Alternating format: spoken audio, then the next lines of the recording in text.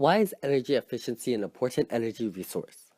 Energy efficiency is the amount of how much work we can get from each unit of energy we use. For example, people who drive energy efficient cars use less fuel per kilometer or per mile than do those who drive less efficient vehicles. Two-thirds of the oil consumed in the United States is used for transportation, and 60% of the country's oil is imported. Canada is even less energy efficient than the United States is, and most developing countries are 3 times less efficient. Countries like Japan, Germany, and France are 2 to 3 times more efficient than the US is. Reducing energy waste is the quickest, cleanest, and usually the cheapest way to provide more energy, reduce pollution and environmental degradation, slow global warming, and increase economic and national security. How can we cut energy waste? To cut energy waste, we can simply recycle materials such as steel and other metals. We can reduce carbon dioxide emissions by purchasing green electricity like wind and wave power. We can also use fuel-efficient vehicles like a Prius or Tesla that run on electricity instead of fuel. Also, something super simple like walking or cycling can reduce energy waste. Hey guys, so I'm going to talk about the advantages and disadvantages of solar energy. As you all know, solar energy is a resource that is not only sustainable for energy consumption, but is also indefinitely renewable. This means that we'll be able to use this energy for billions of years until the sun runs out. Solar power can also be used to generate electricity.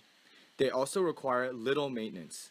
And after installation, they are very reliable due to the fact that they actively create electricity in just a few millimeters and do not require any type of mechanical parts that can fail. Solar panels are also a silent producer of energy, a necessity if dealing with picky neighbors. This also adds on to the not in my backyard. Solar energy can also be used in small things like calculators and other tools. The primary disadvantage of solar power is, however, that it obviously cannot be created during the night. The power generated is also reduced during times of cloud cover. Whenever a cloud goes over any building that has a solar panel, energy will be reduced. Even today's most efficient solar cells only convert just 20% of the sun's rays to electricity.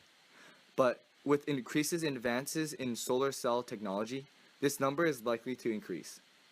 Besides their low conversion efficiency, solar panels can be a substantial initial investment.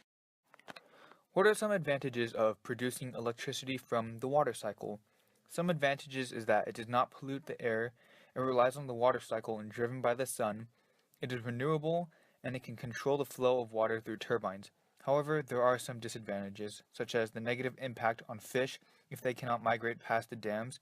Another disadvantage is that it can impact water quality, can be impacted by drought, and low levels of dissolved oxygen. What's up, friends? I'm here to talk to you guys about wind energy. Now, wind is an indirect form of solar energy. The sun heats up the air and causes the wind to blow. The wind blows into devices called wind turbines, which convert the wind's kinetic energy into electrical energy. So everything has advantages and disadvantages.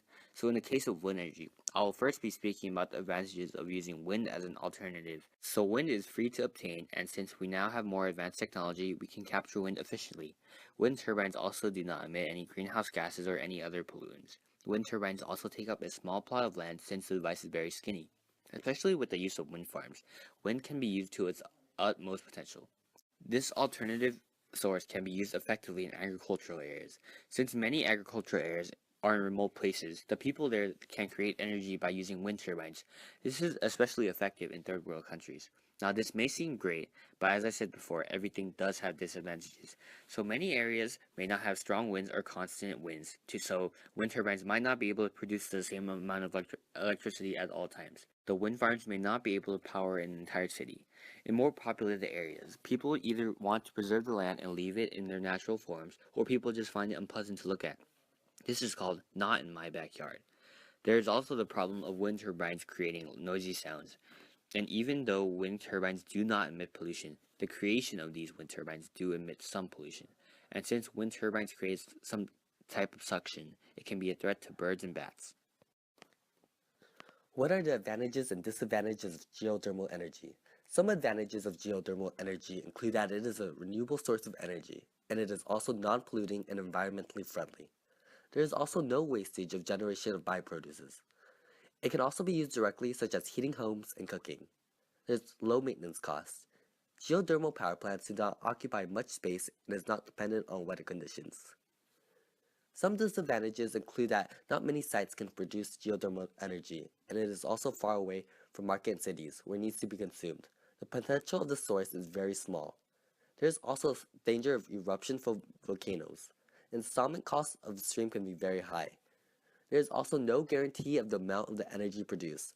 Lastly, it may release harmful gases during construction. Hey guys, so I'm going to talk about the advantages and disadvantages of hydrogen as an energy source.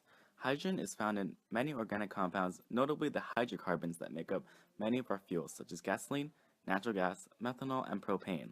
Hydrogen can be separated from hydrocarbons through the application of a heat, known as reforming. Currently, most hydrogen is made this way from natural gas. An electrical current can also be used to separate water into its components of oxygen and hydrogen. This process is known as electrolysis. Some algae and bacteria using sunlight as their energy source even give off hydrogen under certain conditions. Hydrogen is high in energy, yet an engine that burns pure hydrogen produces almost no pollution.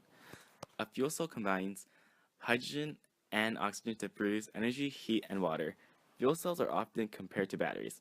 Both convert energy produced by a chemical reaction into usable electronic power.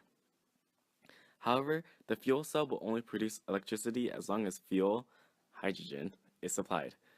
Fuel cells are a promising technology for use as a source of heat and electricity for buildings and as an electrical power source for electric motors propelling vehicles. Fuel cells operate best on pure hydrogen, but fuels like natural gas, methanol, or even gasoline can be reformed to produce the hydrogen required for fuel cells. Some fuel cells can even be filled directly with methanol without using a reformer. How can we make a transition to a more sustainable energy future? Here are 10 steps. 1. Reduce consumption and waste of overall materials, not just fossil fuels. Use less and waste less. 2. Share the things we do not use all the time, such as carpooling or public transportation, in order to be energy efficient. 3. Diversify the sources of electricity in terms of size of generation and location, and practice different ways to save and create energy. 4. Distribute electricity production so households, businesses, and communities can produce their own power. 5.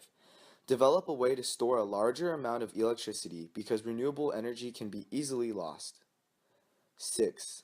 Reinvest in building America's electricity infrastructure to using all renewable energy like solar and wind. 7. Relocalize by rebuilding local production and manufacturing economy while shorting supply chains to reduce transportation, thus creating more jobs. 8. Re-engineer a method to leave all fossil fuels behind and strengthen and rebuild areas so that they can be used by more conventional energy sources such as wind and solar power. 9. Create opportunities for American workforce to have green-collar jobs that include re-engineering the grid and installing solar panels and wind turbines. Lastly, number 10. Develop and deploy more electric automobiles in order to lower carbon emission and the use of fossil fuels.